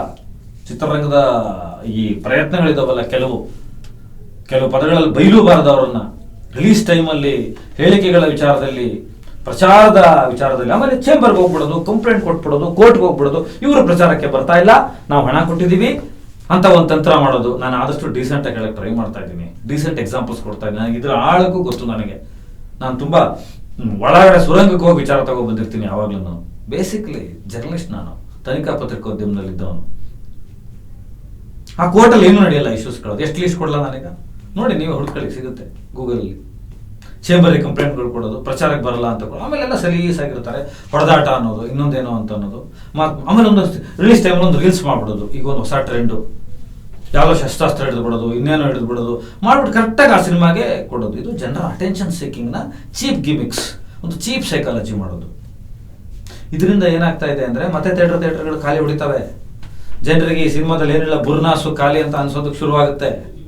ಇದರಿಂದ ಎಷ್ಟು ಹೊಡೆತ ಬೀಳ್ತಾ ಇದೆ ಅಂತ ನೀವು ನೋಡಬೇಕಲ್ಲ. ಒಂದು ಉದಾಹರಣೆ ಕೊಡ್ತೀನಿ ಸ್ನೇಹಿತರೆ, ಒಂದು ಗುಡ್ ಎಕ್ಸಾಂಪಲ್. ನಾನು ಆಗ ಸಿನಿಮಾಕ್ಕೆ ಹೊಸದಾಗಿ ಬಂದಿದ್ದೆ. ನಂದು 2ನೇ ನಿರ್ದೇಶನದ್ದು ಸಿನಿಮಾ ಶೂಟಿಂಗ್ ಹಂತದ ಸಮಯ. ಈಗ ಅವರು ಮಂತ್ರಿಗಳಾಗಿದ್ದರು, ಅವರನ್ನು ನೋಡಬೇಕಾಗಿತ್ತು, ಹೋಗಿದ್ದೆ. ಇಬ್ಬರು ದೊಡ್ಡ ನಿರ್ಮಾಪಕರು, ಅದ್ರ ಬಗ್ಗೆ ಯಾವುದೇ ಭಿನ್ನಾಭಿಪ್ರಾಯ ಇಲ್ಲ. ಚಿತ್ರರಂಗದಲ್ಲಿ ತುಂಬಾ ದೊಡ್ಡ ಹೆಸರಿನ ಸಿನಿಮಾಗಳು ಇಬ್ಬರು ಕೂತ್ಕೊಂಡು ಮಾತಾಡ್ತಾ ಇದ್ರು. ನಾನು ನೋಡಿ ಅವ್ರನ್ನ ದಿಗ್ಭ್ರಮೆಗೊಳಗಾದೆ. ಏನ್ರಿ ನೀವು ಮಾತಾಡ್ತಾ ಇದ್ರಲ್ಲ ಇಬ್ರು ಕೂತು ಅಂತ. ಯಾಕಂದ್ರೆ ಬರೋ ಎಲ್ಲಾ ಚಾನಲ್ಗಳಲ್ಲೂ ಆ ಇಬ್ರು ನಿರ್ಮಾಪಕರು ಒಂದೇ ಏಟಿಗೆ ಒಂದು ಸಿನಿಮಾ ರಿಲೀಸ್ ಮಾಡ್ತೀವಿ ಅಂತೇಳಿ ಜಗಳ ಆಡ್ತಾ ಇದ್ದಾರೆ ಅಂತ ಟಿವಿ ನ್ಯೂಸ್ ಬರ್ತಾ ಇತ್ತು. ಅವರಿಬ್ರು ಒಂದೊಂದು ಚಾನಲ್ ಟು ಚಾನಲ್, ಒಂದ್ ಚಾನಲ್ ತಿಂಡಿ ತಿಂತಾ ಇದ್ರು, ಒಂದ್ ಚಾನಲ್ ಕಾಫಿ ಕುಡಿತಾ ಇದ್ರು, ಒಂದ್ ಚಾನಲ್ ರಾತ್ರಿ ಊಟ ಮಾಡ್ಕೊಂಡು ಬರ್ತಾ ಇದ್ರು. ಅಷ್ಟು ದೊಡ್ಡ ಚರ್ಚೆಗಳು ನಡೀತಾ ಇತ್ತು. ರೆಹಮಾನ್ ಮ್ಯೂಸಿಕ್ ಮಾಡ್ಬಿಟ್ಟಿದಾರಾ ಅಂತ ಕೇಳೋರು. ಇದ್ರ ಏನ್ ಹಿಂಗ್ ಮಾತಾಡ್ತಾ ಇದ್ದೀರಾ ಅಂದ್ರೆ, ಅವ್ರು ಹೇಳಿದ್ರು ಒಬ್ರು, is A very senior producer, is like my brother. ಇಲ್ಲ ಚಕ್ರವರ್ತಿ, ಜನರ ಮನಸ್ಸಿಳಿಯಕ್ಕೆ ನಾವೇನಾದ್ರು ಮಾಡಬೇಕು, ಆಗಲಿಲ್ಲ ಅಂದ್ರೆ ಆಮೇಲೆ ಮೀಡಿಯಾದವ್ರಿಗೆ ಎಷ್ಟು ಅಂತ ಕೊಡೋದು ಪ್ಯಾಕೇಜ್ ಆಗ್ತಾ ಇಲ್ಲ, ಕಾನ್ಸಂಟ್ರೇಟ್ ನಮ್ ಕಡೆ ತಗೊಳೋದಕ್ಕೆ ನಾವ್ ಹಿಂಗೊಂದು ಮಾಡ್ತಾ ಇದ್ವಿ ಅಂತ ಇಡೀ ಒಂದು ವಾರ ಮಾಡಿದ್ರು ರೀ. ಇಡೀ ಒಂದು ವಾರ. ಆಮೇಲೆ ಒಬ್ಬರೇ ಹೀರೋ, ಅದಕ್ಕೆ ಯಾವ ಸಿನಿಮಾ ಅಂತ ನೀವು ಕಂಡಿಡ್ಕೋಬಹುದು. ಒಬ್ಬರೇ ಹೀರೋ, 2 ಸಿನಿಮಾ ಒಟ್ಟಿಗೆ ಏಕಕಾಲಕ್ಕೆ ಬರ್ತೀವಿ, ನಾವಿಬ್ರು ಅವತ್ತೇ ಬರಬೇಕು. ಏನ್ ಮಾಡಿದ್ರು ಅಂದ್ರೆ ನೀವು, ನನಗೆ ನಿಜವಾಗ್ಲೂ ನಾನು ಅವತ್ತು ನಕ್ಕಬಿಟ್ಟೆ. ನನಗೆ ಎಂತ ಐಡಿಯಾ ಇದು, ಚೆನ್ನಾಗಿದೆಯಲ್ಲ ಅನ್ಸಿತ್ತು ನನಗೆ ಅವತ್ತು. I was very happy that day. ಅವ್ರಿಬ್ರು ಇಲ್ಲ ನೀವೇನ ಮಾಡ್ತೀರ ಮಾಡ್ರಪ್ಪ. ಆಮೇಲೆ ಕೊನೆಗೆ ಆ ಸಿನಿಮಾಗಳು ಲೇಟ್ ಆಗಿ ಬಂತು, ಸಿನಿಮಾ ಗೆಲ್ತಾ ಬಿಡ್ತಾ ಅನ್ನೋದು. ಆಮೇಲೆ ಈ ತರದ್ರಿಂದ ಹಿಡಿದು ಆಮೇಲೆ ಆ ಸಿನಿಮಾದ ಹೀರೋಯಿನ್ಗಳಿಗೆ ಮೊದಲೇ ಹೇಳ್ತಾರೆ ಈ ತರದೊಂದು ಗಿಮಿಕ್ ಮಾಡಬೇಕು, ಆರ್ಟಿಸ್ಟ್ಗಳಿಗೆ ಮೊದಲೇ ಹೇಳ್ತಾರೆ ಈ ತರದ್ ನೀವು ಮಾಡಬೇಕು. ನಿಮ್ಮ ನಿಮ್ಮ ಹೇಳಿ, ನಿಮ್ಮ ಇನ್ಸ್ಟಾಗ್ರಾಮ್ ಯೂಸ್ ಮಾಡಬೇಕು, ನಿಮ್ಮ ಡಿಜಿಟಲ್ ಮಾಡಬೇಕು, ಪ್ರಮೋಷನ್. ಹೌದು, ನಿರ್ಮಾಪಕರ ಕಾಟಿಗೆ ಎಲ್ಲರೂ ನಾವೆಲ್ಲ ಒಟ್ಟಿಗೆ ಒಂದು ತೇರು ಹೇಳಿದ್ರೆ ಅಲ್ವಾ ಒಂದು ರಥಯಾತ್ರೆ ನಡೆಯೋದು. ಅದನ್ನ ನಾನು ಬೇಡ ಅಂತ ಹೇಳಲ್ಲ. ಸಿನಿಮಾ ಒಂದು ಪ್ರಾರ್ಥನೆ, ಸಿನಿಮಾ ಒಂದು ತುಂಬ ದೊಡ್ಡ ವಿಷಯ. ಹೇಳಿ, ಬೇಡ ಅಂತ ಹೇಳ್ತಾ ಇಲ್ಲ ನಾನು. ಆದರೆ ಅದನ್ನ ಇಷ್ಟಕ್ಕೆ ಮಾಡಿದೆ. ಈ ಕೊಲಾಬ್ರೇಷನ್ ಅನ್ನೋ ವಿಚಾರದಲ್ಲಿ ಒಂದಷ್ಟು ಶುರುವಾಗಿದೆ. ದುಡ್ಡು ಕೊಟ್ಬಿಟ್ಟು ಏನೇನೋ ಅಸಹ್ಯವಾಗಿ ಮಾಡಿಸೋದು ಅವ್ರಗಳ ಕೈಲಿ. ದಯವಿಟ್ಟು ನಿಮ್ಮದೇ ಮನೆ ಇದು, ಅಸಹ್ಯ ಮಾಡ್ಕೋಬೇಡಿ. ನೀವು ಹೊಸಬ್ರಾಗಿ ಮನೆಗೆ ಬಂದಿದ್ದೀರೋ ಅಥವಾ ಮೊದಲನೇ ಸಿನಿಮಾ ಪ್ರವೇಶಕ್ಕೆ ಬಂದಿದ್ದೀರೋ, ಎಷ್ಟನೇ ಸಿನಿಮಾ ಮಾಡ್ತಾ ಇದ್ದೀರೋ, ನಿಮಗೆಷ್ಟು ಜವಾಬ್ದಾರಿ ಇದೆಯೋ ಗೊತ್ತಿಲ್ಲ. ಆದರೆ ಪ್ರೇಕ್ಷಕನಿಗಾದ್ರೂ ಒಂದು ಜವಾಬ್ದಾರಿ ಇದೆ. ಅವನು 5 ಗಂಟೆ ಹೋಗುತ್ತೆ, 3-3:30 5 ಗಂಟೆ ಹೋಗುತ್ತೆ ಒಂದು ಸಿನಿಮಾ ಥಿಯೇಟ್ರಿಗೆ ಬಂದು ನೋಡೋದಕ್ಕೆ. ಆತ ಬೈಕೋ, ಕಾರೋ, ಮೆಟ್ರೋನೋ, ಬಸ್ನೋ ಹಾಕೊಂಡು ಬರಬೇಕು, ಸ್ನೇಹಿತರು ಕರ್ಕೊಂಡು ಬರಬೇಕು, ಫ್ಯಾಮಿಲಿ ಕರ್ಕೊಂಡು ಬರಬೇಕು. ಆತನೇ ಮಾನಸಿಕವಾಗಿ ತುಂಬ ಜಂಜಾಟಗೊಳಗಾಗಿರ್ತಾನೆ. ಅಲ್ಲಿ ಬಂದು 2 ಗಂಟೆನೋ, 1.5 ಗಂಟೆನೋ, 3 ಗಂಟೆನೋ ಕಾಲ ಕಳಿಬೇಕು, ಅದ್ರ ಜೊತೆ ಕನೆಕ್ಟ್ ಆಗಬೇಕು. ಎಲ್ಲ ಬೈತೀರಾ, ಮೊಬೈಲ್ ನೋಡ್ತೀರಾ, ಕಮೆಂಟ್ ಆಗ್ತೀರಾ ಅಂತ ಮೊಬೈಲ್ನ ಬಿಟ್ಬಿಟ್ಟು ಆತ ಒಂದು ಆ ಸ್ಕ್ರೀನ್ಗೆ ಕನೆಕ್ಟ್ ಆಗಿ ಕೂತ್ಕೊಳ್ಬೇಕು ಅಂದರೆ ಅವನದೊಂದು ಜವಾಬ್ದಾರಿ ಇಲ್ವೇನ್ರಿ? ಆ ಜವಾಬ್ದಾರಿ ನಿಮ್ದಲ್ವಾ? ನಿಮ್ದೊಂದು ವಸ್ತುನ ತಗೊಂಡು ಮಾರ್ಕೆಟಿಂಗ್ ತೊಗೊಂಡೋಗ್ಬೇಕಾದ್ರೆ ಮಾಡಿ, ಟೆಕ್ನಾಲಜಿ ಮಾಡಬೇಕು, ನಾನು ಇಲ್ಲ ಅಂತ ಹೇಳಲ್ಲ, ಅದಿಲ್ದಲೇ ಆಗೋದೇ ಇಲ್ಲ. ಆದರೆ ಈ ಹಂತಕ್ಕೆ ಹೋಗಬಾರ್ದು. ನೀವು ತೀರಾ ಈ ಹಂತಕ್ಕೆ ಹೋಗಬಾರ್ದು. ಥಿಯೇಟರ್ಗಳ ಮುಂದೆ ಹೊಡೆದಾಡ್ಕೊಳ್ಳೋ ಹಂತಕ್ಕೆ ಹೋಗಬಾರ್ದು. ಅದನ್ನ ಅಸಹ್ಯವಾಗಿ ಸೃಷ್ಟಿ ಮಾಡಬಾರ್ದು. ಇದರಿಂದ ಏನಾಗುತ್ತೆ ಅಂದರೆ ಅದೊಂದು ವೃತ್ತಿನೂ ಆಗಲ್ಲ, ಅದೊಂದು ಪ್ರವೃತ್ತಿನೂ ಆಗಲ್ಲ ಸ್ನೇಹಿತರೆ. ಇದನ್ನು ನಾನು ಯಾರು ಮಾಡಿದ್ರೂ ಇದು ಖಂಡನೆ. ಕೋರ್ಟ್ಗಳ ಹೆಸರಲ್ಲಿ, ಚೇಂಬರಿಗೆ ದೂರು ಕೊಡೋ ಹೆಸರಲ್ಲಿ, ಪ್ರಚಾರಕ್ಕೆ ಬರ್ತಿಲ್ಲ ಅನ್ನೋ ಹೆಸರಲ್ಲಿ, ಪ್ರಚಾರದ ಹೆಸರಲ್ಲಿ, ಥಿಯೇಟರ್ಗಳ ಮುಂದಿನ ಹೆಸರಲ್ಲಿ. ಒಂದು ವಿಷಯ ಸೂಕ್ಷ್ಮವಾಗಿ ಹೇಳ್ಬೇಕು ನಿಮಗೆ, ನಿರ್ಮಾಪಕರಿಗೆ ಎಂಥ ಕಷ್ಟ ಇದೆ. ನಿರ್ಮಾಪಕ ನಿರ್ದೇಶಕರಿಗೆ, ಅದರಲ್ಲಂತೂ ನಮ್ಮಂಥ ಕನ್ನಡ, ತಮಿಳು, ತೆಲುಗು ಈ ಥರದ್ದು ಸಿನಿಮಾಗಳಿಗೆ ಅಂದರೆ ಟಿಕೆಟ್ ಹರಿಸ್ಬೇಕು. 1 ಲಕ್ಷ ಟಿಕೆಟ್ ಹರಿಸಿದ್ರೆ 50,000 ಟಿಕೆಟ್ ದುಡ್ಡು ವಾಪಸ್ ಬರುತ್ತೆ. ಆದರೆ ಆ 1 ಲಕ್ಷ ಜನ ಯಾರು ಅಂತ ಒದ್ದಾಡೋ ಪ್ರೊಡ್ಯೂಸರ್ಸ್ಗಳನ್ನ ನೋಡಿದ್ದೀನಿ. ಒಂದು ಜನ ತುಂಬಿಸ್ಬೇಕಲ್ಲ ಥಿಯೇಟರ್ಗೆ, ಅದನ್ನ ಮೌತ್ ಟಾಕ್ ಮಾಡಿಸ್ಬೇಕು ಅಂತಾರೆ ಕೃತಕವಾಗಿ. ಇದೆಲ್ಲ ಹೊಣೆಗಾರಿಕೆ, ಇದೆಲ್ಲ ಹಿಂಸೆ ನಿರ್ಮಾಪಕರು, ನಿರ್ದೇಶಕರು, ಸಿನಿಮಾ ಟೀಮ್ಗೆ. ಸೆಲೆಬ್ರಿಟಿ ಶೋ ಕರಿಬೇಕು, ಅವ್ರ ಕಂಡ್ರೆ ಇವ್ರಿಗಾಗಲ್ಲ, ಇವ್ರ ಕಂಡ್ರೆ ಅವ್ರಿಗಾಗಲ್ಲ. ಪ್ರಾಮಾಣಿಕವಾಗಿ ಯಾರು ಸಿನಿಮಾ ಬಗ್ಗೆ ಮಾತಾಡಲ್ಲ. ಒಂದು ಸಿನಿಮಾನ ಪ್ರಮೋಟ್ ಮಾಡೋದಕ್ಕೆ 1000 ವಿದ್ಯೆಗಳಿದೆ ಅನ್ಬೇಕಾದ್ರೆ ನಾನು ವಿಡಿಯೋ ಮಾಡ್ತೀನಿ. ನೀವು ಕೇಳೋದಾದ್ರೆ ತುಂಬಾ ದೊಡ್ಡ ವಿಷಯಗಳಲ್ಲಿ ಸಿನಿಮಾನ ತಗೊಂಡು ಹೋಗ್ಬೋದು. ಸೂಪರ್ ಸ್ಟಾರ್ಗಳಿಗೆ ಇದು ಕೊರತೆನೇ ಇಲ್ಲ ಬಿಡಿ. ಅವ್ರು ಎದುರಿಸಬೇಕಾಗಿರೋ ಪ್ರಾಬ್ಲಮ್ ಬೇರೆ. ಈಗ ಮೊನ್ನೆ ರಿಲೀಸ್ ಆದ ಒಂದು ಸಿನಿಮಾದಲ್ಲಿ ಒಂದು ಪ್ರಾಬ್ಲಮ್ ಆಗಿದೆ, 2 ಶೋ ಬಂದೇ ಇಲ್ಲ. 1000 ಟೆಕ್ನಿಕಲ್ ರೀಸನ್ಸ್ ಇರುತ್ತೆ. ಕೆಲವರು ಗಿಮಿಕಿಂಗ್ ಮಾಡ್ತಾರೆ ಅಟೆನ್ಷನ್ ಗ್ರಾಬಿಂಗ್ಗೋಸ್ಕರ, ಇನ್ನು ಕೆಲವರಿಗೆ ನಿಜವಾಗ್ಲೂ ಪ್ರಾಬ್ಲಮ್ ಆಗುತ್ತೆ ಈ ಥರದ್ದೆಲ್ಲ. ನಾನು ಕಣ್ಣಾರೆ ನೋಡಿದ್ದೀನಿ ಯಾಕೆ ಶೋ ರಿಲೀಸ್ ಆಗೋದಿಲ್ಲ ಅಂತ. ಅಪ್ಲೋಡ್ ಆದ್ಮೇಲೂ ಕೂಡ ಸಿನಿಮಾ ಬರಲ್ಲ. ಎಷ್ಟು ಪ್ರಾಬ್ಲಮ್ಗಳನ್ನ ಒಂದು ಸಿನಿಮಾ ತಂಡ, ನಿರ್ಮಾಪಕನಾದಿಯಾಗಿ ಆತನ ನೇತೃತ್ವದಲ್ಲಿ, ಆತನ ಹಣ, ಈತನ ಕನಸು, ಎಲ್ಲ ಇಡೀ ಟೀಮು ಫೇಸ್ ಮಾಡಿ ರಕ್ತ ಬಸಿದು ತರಬೇಕು. ಅರ್ಥ ಆಗ್ತಾ ಇಲ್ವಾ ನಿಮಗೆ ಅನ್ಸ್ಬೇಕಲ್ವಾ ತಲೆ ತೆಗ್ಸಿ ನಿಂತ್ಕೋಬಾರ್ದು ಅಂತ. ನಾನು ಹೇಳ್ತೀನಿ, ಸಿನಿಮಾದಲ್ಲಿರೋದು ಪುಣ್ಯ ರೀ, ಕಲಾ ಪ್ರಕಾರದಲ್ಲಿರೋದು ಪುಣ್ಯ. ಒಬ್ಬ ಆಕ್ಟರ್ ಆಗಿ, ಒಬ್ಬ ಡೈರೆಕ್ಟರ್ ಆಗಿ, ಒಬ್ಬ ರೈಟರ್ ಆಗಿ, ಒಬ್ಬ ಟೆಕ್ನಿಷಿಯನ್ ಆಗಿ, ಒಬ್ಬ ಮೇಕಪ್ ಮ್ಯಾನ್ ಆಗಿ, ಒಬ್ಬ ಪ್ರೊಡಕ್ಷನ್ ಬಾಯ್ ಆಗಿ, ಒಂದು ಕಲಾ ಪ್ರಕಾರದಲ್ಲಿ, ಸಾಹಿತ್ಯದಲ್ಲೋ, ಸಂಸ್ಕೃತಿಯಲ್ಲೋ, ನಾಟಕದಲ್ಲೋ ಇರೋದು ಪುಣ್ಯದ ಕೆಲಸ ಇದು. ಇನ್ನೊಬ್ಬರನ್ನ ಮನರಂಜಿಸ್ತಾ ಬದುಕೋದಿದೆಯಲ್ಲ, ನಾವೇ ತೀರಾ ಇಷ್ಟು ಅಪಹಾಸ್ಯಕ್ಕೀಡಾಗಬಾರ್ದು.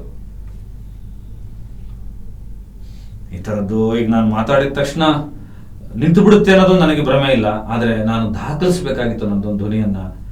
ನಾನು ಅತ್ಯಂತ ಕಡಿಮೆ ಗಿಮಿಕ್ಗಳನ್ನು ಹೇಳಿದ್ದೀನಿ. ನನಗೆ ಇದರ ಇನ್ನೂ ಆಳದ ವಿವರಗಳು ಗೊತ್ತು. ಇದಾಗದಲ್ಲೇ ಇರಲಿ ಅನ್ನೋದೊಂದು ಬೇಸರದ ಮುಖಾಂತರ ನಿಮ್ಗೊಂದು ನಮಸ್ಕಾರ ಹೇಳ್ತೀನಿ. Thank you.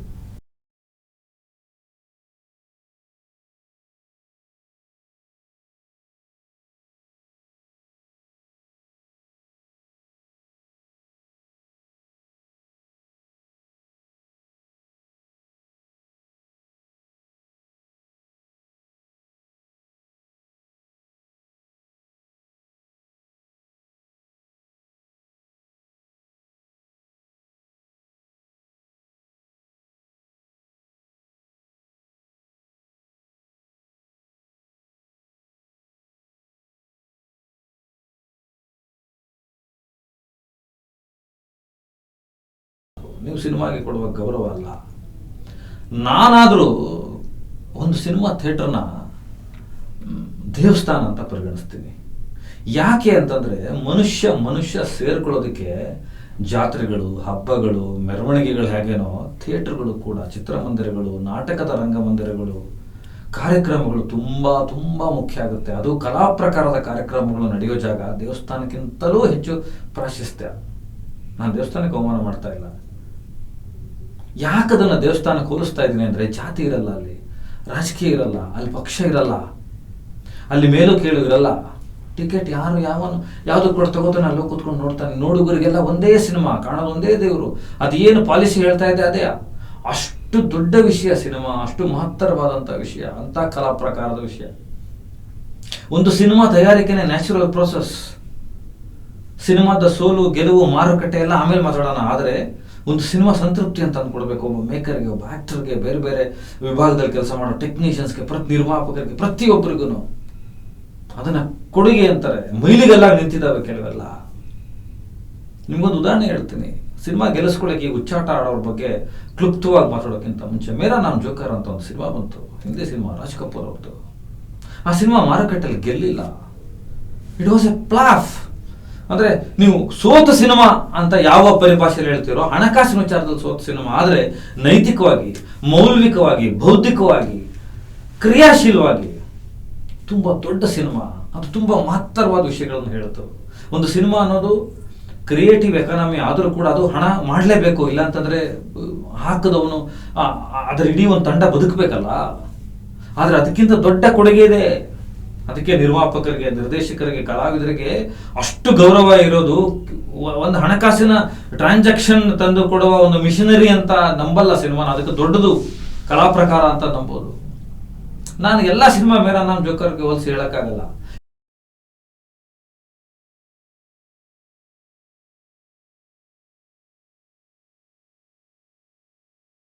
ಕೆಲವರು ಎದ್ದು ಬಿಡ್ತಾರೆ. ಅದಕ್ಕೆ ಇನ್ನೊಂದು ದೊಡ್ಡ ಇಶ್ಯೂ ಆಗುತ್ತೆ. ಅದು ನಾನು ಹೇಳ್ತಿರುವ ವಾದ, ನನ್ನ ಅಭಿಪ್ರಾಯ ಅರ್ಥವೇ ಆಗೋದಿಲ್ಲ. ಇಲ್ಲಿ ಯಾರಿಗೂ ಸತ್ಯಶೋಧಕ ಗುಣಗಳು ಬೇಕಾಗಿಲ್ಲ. ಆ ತಾತ್ಕಾಲಿಕ ವಿರೇಚಕ ಸ್ಖಲನಗಳು ಬೇಕು ಎಲ್ಲರಿಗೂ. ಎಲ್ಲರೂ ಸ್ವಕಚ ಮರ್ದನಿಗಳಾಗೋಗಿದ್ದಾರೆ ಇಲ್ಲಿ. ಸೊ ಹಾಗಿರುವಾಗ ಒಂದು ಸಿನಿಮಾ ಗೆಲ್ಲಿಸ್ಕೊಳ್ಳೋಕೆ ಏನ್ರಿ, ಥಿಯೇಟರ್ ಮುಂದೆ ಪೆಟ್ರೋಲ್ ಕುಡಿತೀನಿ ಅಂತ ನಾಟ್ಕೊಳ್ಳೋದು, ಆ ಥಿಯೇಟರ್ಗಳ ಮುಂದೆ ನಿಂತ್ಕೊಂಡು ಶರ್ಟ್ ಹಾಕೊಳ್ಳೋದು, ಕೂಗಾಡೋದು, ಥಿಯೇಟರ್ಗೆ ಜನ ಬರ್ತಾ ಇಲ್ಲ ಅಂತ ಎಲ್ಲಾ ಮೇಕರ್ಸು ಒದ್ದಾಡ್ತಾ ಇದ್ರಲ್ಲಪ್ಪ. ದನಿ ಎತ್ತಬೇಕಲ್ಲ ಇದಕ್ಕೆ. ಥಿಯೇಟರ್ ಅನ್ನೋದನ್ನ ಅಷ್ಟು ಇಂಪಾರ್ಟೆನ್ಸ್ ಕೊಡೋರು ಥಿಯೇಟರ್ಗೆ ಹೇಗಿರ್ಬೇಕು? ಒಂದು ಕಾಲಘಟ್ಟದಲ್ಲಿ ನಾನೇ ನೋಡಿದ್ದೀನಿ, ಅಣ್ಣವ್ರ ಫ್ಯಾನ್ಸು, ವಿಷ್ಣು ಸರ್ ಫ್ಯಾನ್ಸು, ನಮ್ಮಣ್ಣ ಫ್ಯಾನ್ಸು, ಬೇರೆಯವರು ಫ್ಯಾನ್ಸು, ಟೈಗರ್ ಪ್ರಭಾಕರ್ ಫ್ಯಾನ್ಸು, ಶಿವಣ್ಣವ್ರ ಫ್ಯಾನ್ಸ್ ಎಲ್ಲ ಬಂದು ಟಾಯ್ಲೆಟ್ ತೊಳೆದಿದ್ದಾರೆ ರೀ.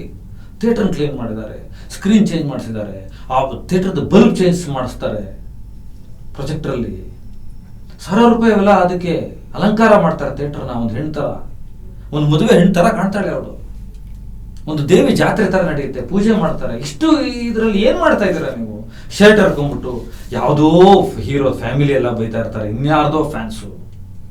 ನೀವು ನಿಮ್ಮ ಹೀರೋ ಕೊಡೋ ಗೌರವನ ಇದು? ಅಥವಾ ನಿಮಗೆ ಕೊಡುವ ಆತ್ಮ ಗೌರವನ, ನಿಮ್ಮ ತಂದೆ ತಾಯಿ ಕೊಡೋ ಗೌರವನ? ಕೇಳಿಸ್ಕೋಬೇಕಲ್ಲ ಇದು ನೈತಿಕವಾಗಿ. ನೀವು ಆ ಥರ ಅಶ್ಲೀಲವಾದ ಭಾಷೆಯಿಂದ ಯಾವುದೋ ಥಿಯೇಟರ್ ಮುಂದೆ ನಿಂತ್ಕೊಂಡು ಇನ್ಯಾವುದೋ ಹೀರೋನ ಬೈತಾ ಇದ್ರೆ ಯಾರಾದರೂ ಯಾಕೆ ಥಿಯೇಟರ್ಗೆ ಬರ್ತಾರೆ? ಪೆಟ್ರೋಲ್ ಕುಡಿತೀನಿ ಅಂತ ಒಬ್ಬ ನಿಂತ್ಕೊಂಡ್ರೆ ಅದೇನೋ ವಿಚಿತ್ರವಾದ ಹೆಸರುಗಳು. I don't want to take names. ನನಗೆ ಆ ಹೆಸರುಗಳನ್ನು ತಗೊಳ್ಳೋದಕ್ಕೂ ಎದೆ ಭಾರ ಅನ್ಸುತ್ತೆ ನನಗೆ. ಏನೆಲ್ಲ ಗಿಮಿಕ್ ಮಾಡೋದು, ಇದ್ರ ಬದಲು ಒಂದು ಒಳ್ಳೆ ಸಿನಿಮಾ ಮಾಡ್ಬೋದಲ್ಲ ಜನರಿಗೆ ತಲುಪಿಸೋದಕ್ಕೆ. ಮೂಲ ಇಲ್ಲಿರೋ ಪ್ರಶ್ನೆ ಜನರಿಗೆ ತಲುಪಿಸ್ಬೇಕು. ಯಾಕೆ ವಾಮಮಾರ್ಗಗಳು ನಡೀತೀರಪ್ಪ? ರಸ್ತೆಗೆ ಹೋಗಿ ಹೇಳ್ಬೋದಲ್ಲ ಜನರಿಗೆ ಹೇಳೋದಕ್ಕೆ. ಈ ದೇಶ, ಈ ನಾಡು ನಾಟಕಗಳಿಂದ ನೀವು ಕಲಿಬೇಕು. ಇವತ್ತಿಗೂ ಕೂಡ ಯಾವ ಬಂದ್ರು ಯಾರು ರಂಗ ತಾಲೀಮಿನಲ್ಲಿ ಇದಾರೋ, ರಂಗಭೂಮಿಯನ್ನು ನಂಬಿದಾರೋ ಅವ್ರು ಹೆದರ್ತಾ ಇಲ್ಲ. ಯಾಕಂದ್ರೆ ಅವ್ರ ಲೈವ್ ಅಲ್ಲಿಂದನೂ ಕೂಡ ನೋಡಿ ಸಿನಿಮಾದವ್ರು ತುಂಬಾ ಕಲಿಬೇಕಾಗಿದೆ. ಯಾರೋ 4 ಜನ ಮಾಡೋದಕ್ಕೆ ಇಡೀ ಇಂಡಸ್ಟ್ರಿ ಬಗ್ಗೆ ಮಾತಾಡ್ತಾರೆ. ಕೆಲವರು ಎಲ್ಲರೂ ಹೆಗಲ್ಬಿಟ್ಟು ನೋಡ್ಕೊಳ್ಳುವಂತ ಕಾಲಘಟ್ಟ ಇದು. ಯಾವುದೋ ಡೈರೆಕ್ಟರ್ಗೂ ಹೀರೋಯಿನ್ಗೂ ಜಗಳ ಅಂತೆ. ಅದು ಯಾವಾಗ ಜಗಳ ಬರುತ್ತೆ? ಕರೆಕ್ಟ್ ರಿಲೀಸ್ ಟೈಮಿಗೆ ಬರುತ್ತೆ. ರಿಲೀಸ್ ಆದ 2 ದಿನ ಥಿಯೇಟರ್ ಇಬ್ರು ಕೈ ಹಿಡ್ಕೊಂಡು ಸಿನಿಮಾ ನೋಡ್ತಾರೆ, ಅದು ಅಲ್ಲಿಗೆ ಮುಗಿದೋಯ್ತು. ಯಾರೋ ಹುಡುಗರಂತೆ 4 ಜನ ಇನ್ಫ್ಲೂಯೆನ್ಸರ್ಸ್ ಅಂತ ಕರೀತಾರಂತೆ. What nonsense is this? ಎಷ್ಟು ಅಸಹ್ಯ ಅನಿಸ್ತಾ ಇಲ್ಲ. ಅವ್ರಿಗೆ 20,000 ದುಡ್ಡು ಕೊಡ್ಬೇಕಂತೆ. ಅವರು ಬಂದು ನಿಂತ್ಕೊಂಡು ಕೆಟ್ಟ ಪ್ರಾಸಗಳಲ್ಲಿ ಮಾತಾಡ್ತಾರಂತೆ, ಅರ್ಚಾಡ್ತಾರಂತೆ. ಅದರಿಂದ ಸಿನಿಮಾ ಪ್ರಮೋಷನ್ ಆಗುತ್ತಂತೆ. ಲಾಸ್ಟ್ ಇಯರ್ ಅನ್ಸುತ್ತೆ, ಹೋದ ವರ್ಷ ನಾನೊಂದು ಸಿನಿಮಾ ಪ್ರಚಾರದ ಬಗ್ಗೆ ಒಬ್ಬರು ನಿರ್ಮಾಪಕರು, ಆ ಸಿನಿಮಾ ಹೆಸರು ನನಗೆ ತಟ್ಟನೆ ನೆನಪಿಗೆ ಬರ್ತಾ ಇಲ್ಲ, ಕ್ಷಮೆ ಇರಲಿ. ನಾನು ಇಂಥವನಿಗೆ ದುಡ್ಡು ಕೊಟ್ಟು ಕರೆಸಿ ಹುಚ್ಚಾಟ ಆಡಿಸ್ಬೇಕು, ಕೂಗಾಡಿಸ್ಬೇಕು, ನನ್ನ ಸಿನಿಮಾ ರಿಲೀಸ್ ಆಗೋದೇ ಬೇಡ, ನಾನು ನೋಡೋದು ಬೇಕಾಗಿಲ್ಲ ಅಂತ ಫೇಸ್ಬುಕ್ಕಲ್ಲಿ ಬರ್ಕೊಂಡಿದ್ರು, ಮೀಡಿಯಾಗಳಿಗೆ ಮಾತಾಡಿದ್ರು. ಸೆಲೆಬ್ರಿಟಿಗಳ ಶೋಗಳನ್ನು ಹೆಸರಲ್ಲಿ ಯಾವುದೋ ಒಂದು ರಿಯಾಲಿಟಿ ಶೋಗೆ ಹೋದವರು, ಇನ್ನೆಲ್ಗೋ ಹೋದವರು ಕರ್ಕೊಬಂದು ವಿಚಿತ್ರವಾಗಿ ಅವ್ರ ಕೈಯಲ್ಲಿ ಮಾತಾಡಿಸಿ ಜನ ಕಮೆಂಟ್ ಹಾಕ್ತಾರೆ. ನಾನು ಇದನ್ನ ತುಂಬಾ ಕಡೆ ಬಹಿರಂಗವಾಗಿ ಹೇಳಿದ್ದೀನಿ, ಪುಕ್ಸಟ್ಟೆ ಕೊಟ್ಟು ಸಿನಿಮಾ ನೋಡೋನು ಈ ಸಿನಿಮಾ ಬಗ್ಗೆ ಉಪದೇಶ ಮಾಡೋದು ಬೇಡ, ದುಡ್ಡು ಕೊಟ್ಟು ನೋಡೋರಿಗೆ ಅಂತ. ದುಡ್ಡು ಕೊಟ್ಟು ನೋಡೋನಿಗೆ ಗೊತ್ತಿದೆ ಯಾವ ಸಿನಿಮಾನ ಕೈ ಹಿಡಿಬೇಕು, ಯಾವ ಸಿನಿಮಾ ಬಿಡಬಾರ್ದು ಅಂತ. ಕೆಲವು ಕಾರಣಗಳಿಗೆ, ಮಳೆಯ ಕಾರಣಕ್ಕೆ, ಅಣ್ಣ ಅವರ ಕಿಡ್ನಾಪ್ ಆದಂಥ ಸಂದರ್ಭದ ಕಾರಣಕ್ಕೆ, ಕೆಲವು ವಿಪ್ಲವಗಳ ಕಾರಣಕ್ಕೆ ಒಳ್ಳೆ ಸಿನಿಮಾಗಳು ಸೋತವೆ ಬಿಟ್ರೆ ಖಂಡಿತವಾಗ್ಲೂ ಒಳ್ಳೆ ಸಿನಿಮಾಗಳು ಸೋಲೋದಿಲ್ಲ, ಜನರ ಕೈ ಹಿಡಿತವೆ, ಹೇಗೋ ರೀಚ್ ಆಗ್ಬಿಡ್ತವೆ. ಅದು ಒಳ್ಳೆ ಸಿನಿಮಾ ಆಗಿದ್ರೆ, ಒಳ್ಳೆ ಸಿನಿಮಾ ಅಂದ್ರೂ ಮತ್ತೆ ಪರಿಚ್ಛೇದಗಳಿದೆ, ಮತ್ತೆ ಅದರ ಪ್ರಭೇದಗಳಿದೆ.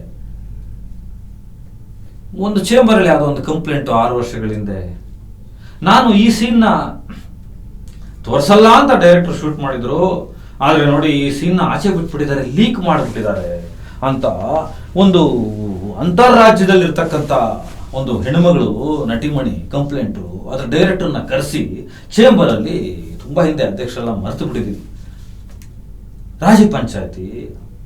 ಆ ಡೈರೆಕ್ಟ್ರು ಭಗವದ್ಗೀತೆ ಮೇಲೆ ಆಣೆ ಮಾಡಿ ಇನ್ಮೇಲೆ ಈ ಥರದ್ದೆಲ್ಲ ನಾನು ಮಾಡಲ್ಲ, ನಾನು ಮಾಡಿಲ್ಲ, ಇದು ಹೇಗೋ ನನ್ನ ಟೀಮ್ ಲೀಕ್ ಮಾಡಿಬಿಟ್ಟಿದೆ.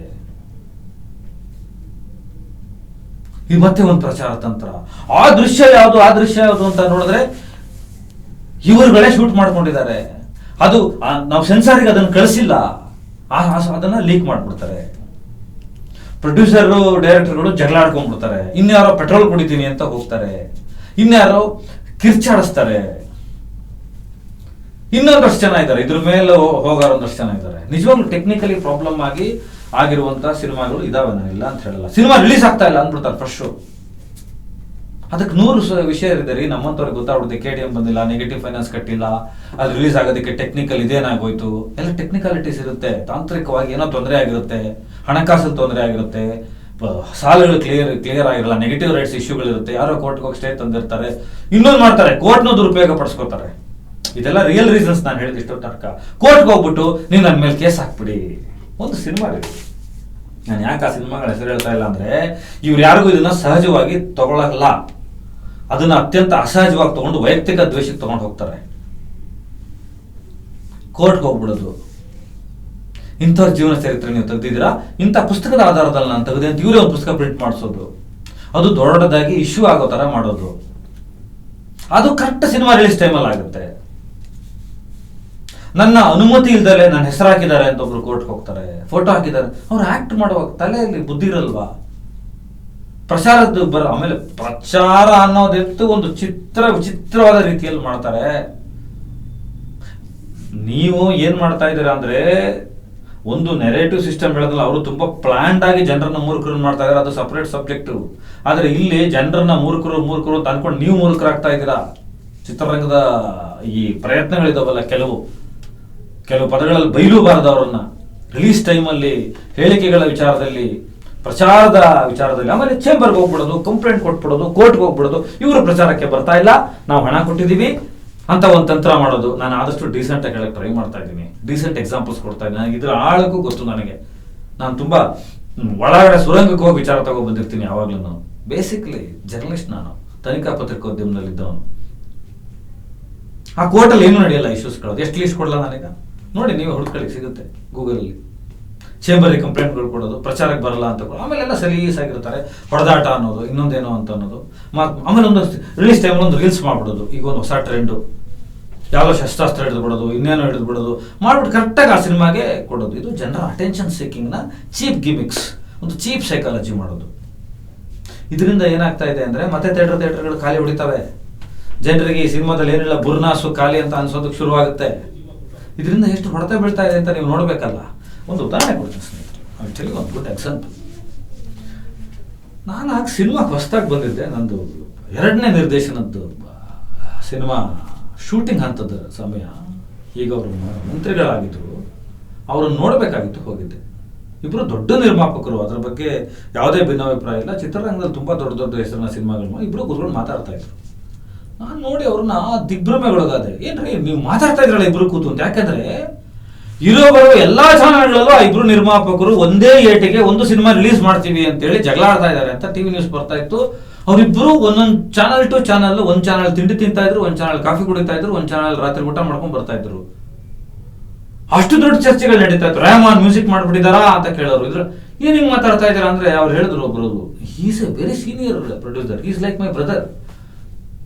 ಇಲ್ಲ ಚಕ್ರವರ್ತಿ, ಜನರ ಮನಸ್ಸಿಳಿಯಕ್ಕೆ ನಾವೇನಾದ್ರು ಮಾಡಬೇಕು, ಆಗಲಿಲ್ಲ ಅಂದ್ರೆ ಆಮೇಲೆ ಮೀಡಿಯಾದವ್ರಿಗೆ ಎಷ್ಟು ಅಂತ ಕೊಡೋದು ಪ್ಯಾಕೇಜ್ ಆಗ್ತಾ ಇಲ್ಲ, ಕಾನ್ಸಂಟ್ರೇಟ್ ನಮ್ ಕಡೆ ತಗೊಳೋದಕ್ಕೆ ನಾವ್ ಹಿಂಗೊಂದು ಮಾಡ್ತಾ ಇದ್ವಿ. ಇಡೀ ಒಂದು ವಾರ ಮಾಡಿದ್ರು ರೀ, ಇಡೀ ಒಂದು ವಾರ. ಆಮೇಲೆ ಒಬ್ಬರೇ ಹೀರೋ, ಅದಕ್ಕೆ ಯಾವ ಸಿನಿಮಾ ಅಂತ ನೀವು ಕಂಡಿಡ್ಕೋಬಹುದು.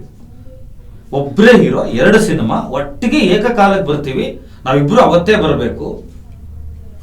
ಏನ್ ಮಾಡಿದ್ರು ಅಂದ್ರೆ ನೀವು, ನನಗೆ ನಿಜವಾಗ್ ನಾನು ಅವತ್ತು ನಕ್ಕಬಿಟ್ಟೆ. ನನಗೆ ಎಂತ ಐಡಿಯಾ ಇದು, ಚೆನ್ನಾಗಿದೆಯಲ್ಲ ಅನ್ಸಿತ್ತು ನನಗೆ ಅವತ್ತು. I was very happy that day. ಅವ್ರಿಬ್ರು ಇಲ್ಲ ನೀವೇನೋ ಮಾಡ್ತೀರಾ ಮಾಡ್ರಪ್ಪ. ಆಮೇಲೆ ಕೊನೆಗೆ ಆ ಸಿನಿಮಾಗಳು ಲೇಟ್ ಆಗಿ ಬಂತು, ಸಿನಿಮಾ ಗೆಲ್ತಾ ಬಿಡ್ತಾ ಅನ್ನೋದು. ಆಮೇಲೆ ಈ ತರದ್ರಿಂದ ಹಿಡಿದು ಆಮೇಲೆ ಆ ಸಿನಿಮಾದ ಹೀರೋಯಿನ್ಗಳಿಗೆ ಮೊದಲೇ ಹೇಳ್ತಾರೆ ಈ ತರದೊಂದು ಗಿಮಿಕ್ ಮಾಡಬೇಕು, ಆರ್ಟಿಸ್ಟ್ಗಳಿಗೆ ಮೊದಲೇ ಹೇಳ್ತಾರೆ ಈ ತರದ್ ನೀವು ಮಾಡಬೇಕು, ನಿಮ್ಮ ಹೇಳಿ ನಿಮ್ಮ ಇನ್ಸ್ಟಾಗ್ರಾಮ್ ಯೂಸ್ ಮಾಡಬೇಕು, ನಿಮ್ಮ ಡಿಜಿಟಲ್ ಮಾಡಬೇಕು, ಪ್ರಮೋಷನ್. ಹೌದು, ನಿರ್ಮಾಪಕರ ಕಟ್ಟಿಗೆ ಎಲ್ಲರೂ ನಾವೆಲ್ಲ ಒಟ್ಟಿಗೆ ಒಂದು ತೇರು ಹೇಳಿದ್ರೆ ಅಲ್ವಾ ಒಂದು ರಥಯಾತ್ರೆ ನಡೆಯೋದು. ಅದನ್ನ ನಾನು ಬೇಡ ಅಂತ ಹೇಳಲ್ಲ. ಸಿನಿಮಾ ಒಂದು ಪ್ರಾರ್ಥನೆ, ಸಿನಿಮಾ ಒಂದು ತುಂಬಾ ದೊಡ್ಡ ವಿಷಯ.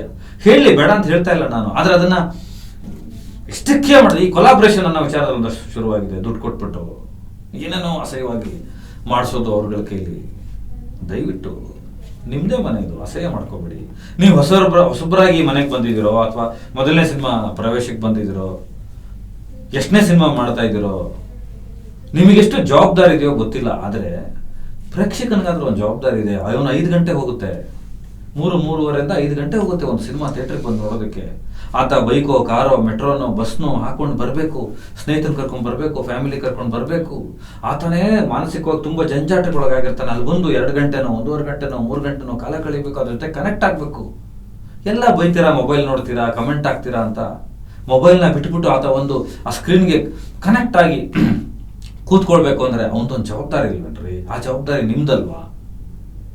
ನಿಮ್ದೊಂದು ವಸ್ತುನ ತಗೊಂಡು ಮಾರ್ಕೆಟಿಂಗ್ ತಗೊಂಡೋಗ್ಬೇಕಾದ್ರೆ ಮಾಡಿ, ಟೆಕ್ನಾಲಜಿ ಮಾಡಬೇಕು, ನಾನು ಇಲ್ಲ ಅಂತ ಹೇಳಲ್ಲ, ಅದಿಲ್ದಲೆ ಆಗೋದೇ ಇಲ್ಲ. ಆದರೆ ಈ ಹಂತಕ್ಕೆ ಹೋಗ್ಬಾರ್ದು, ನೀವು ತೀರಾ ಈ ಹಂತಕ್ಕೆ ಹೋಗ್ಬಾರ್ದು. ಥಿಯೇಟರ್ಗಳ ಮುಂದೆ ಹೊಡೆದಾಡ್ಕೊಳ್ಳೋ ಹಂತಕ್ಕೆ ಹೋಗ್ಬಾರ್ದು. ಅದನ್ನ ಅಸಹ್ಯವಾಗಿ ಸೃಷ್ಟಿ ಮಾಡಬಾರ್ದು. ಇದರಿಂದ ಏನಾಗುತ್ತೆ ಅಂದ್ರೆ ಅದೊಂದು ವೃತ್ತಿನೂ ಆಗಲ್ಲ, ಅದೊಂದು ಪ್ರವೃತ್ತಿನೂ ಆಗಲ್ಲ ಸ್ನೇಹಿತರೆ.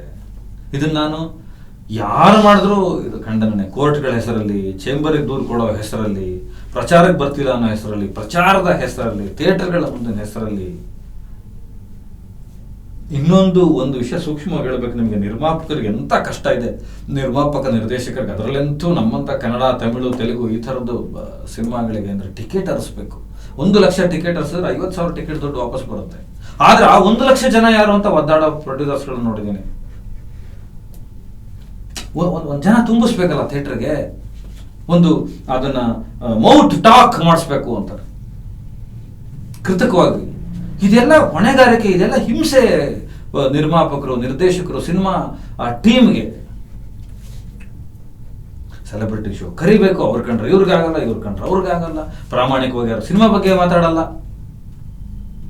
ಒಂದು ಸಿನಿಮಾನ ಪ್ರಮೋಟ್ ಮಾಡೋದಕ್ಕೆ 1000 ವಿದ್ಯೆಗಳಿದೆ ಅನ್ಬೇಕಾದ್ರೆ ನಾನು ವಿಡಿಯೋ ಮಾಡ್ತೀನಿ. ನೀವು ಕೇಳೋದಾದ್ರೆ ತುಂಬಾ ದೊಡ್ಡ ವಿಷಯಗಳಲ್ಲಿ ಸಿನಿಮಾನ ತಗೊಂಡು ಹೋಗ್ಬೋದು.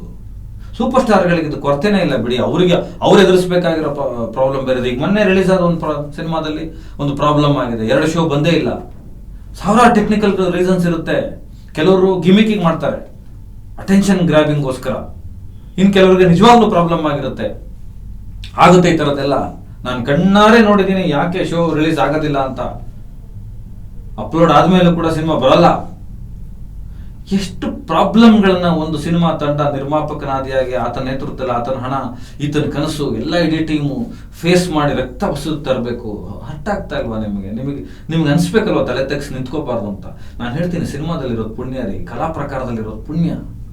ಒಬ್ಬ ಆಕ್ಟರ್ ಆಗಿ, ಒಬ್ಬ ಡೈರೆಕ್ಟರ್ ಆಗಿ, ಒಬ್ಬ ರೈಟರ್ ಆಗಿ, ಒಬ್ಬ ಟೆಕ್ನಿಷಿಯನ್ ಆಗಿ, ಒಬ್ಬ ಮೇಕಪ್ ಮ್ಯಾನ್ ಆಗಿ, ಒಬ್ಬ ಪ್ರೊಡಕ್ಷನ್ ಬಾಯ್ ಆಗಿ, ಒಂದು ಕಲಾ ಪ್ರಕಾರದಲ್ಲಿ, ಸಾಹಿತ್ಯದಲ್ಲೋ, ಸಂಸ್ಕೃತಿಯಲ್ಲೋ, ನಾಟಕದಲ್ಲೋ ಇರೋದು ಪುಣ್ಯದ ಕೆಲಸ. ಇದು ಇನ್ನೊಬ್ಬರನ್ನ ಮನರಂಜಿಸ್ತಾ ಬದುಕೋದಿದೆಯಲ್ಲ, ನಾವೇ ತೀರಾ ಇಷ್ಟು ಅಪಹಾಸ್ಯಕ್ಕೀಡಾಗಬಾರ್ದು. ಈ ತರದ್ದು ಈಗ ನಾನು ಮಾತಾಡಿದ ತಕ್ಷಣ ನಿಂತು ಬಿಡುತ್ತೆ ಅನ್ನೋದು ನನಗೆ ಭ್ರಮೆ ಇಲ್ಲ. ಆದರೆ ನಾನು ದಾಖಲಿಸಬೇಕಾಗಿತ್ತು ನನ್ನದೊಂದು ಧ್ವನಿಯನ್ನ. ನಾನು ಅತ್ಯಂತ ಕಡಿಮೆ ಗಿಮಿಕ್ಗಳನ್ನು ಹೇಳಿದ್ದೀನಿ. ನನಗೆ ಇದರ ಇನ್ನೂ ಆಳದ ವಿವರಗಳು ಗೊತ್ತು. ಇದಾಗದಲ್ಲೇ ಇರಲಿ ಅನ್ನೋದೊಂದು ಬೇಸರದ ಮುಖಾಂತರ ನಿಮ್ಗೊಂದು ನಮಸ್ಕಾರ ಹೇಳ್ತೀನಿ. Thank you.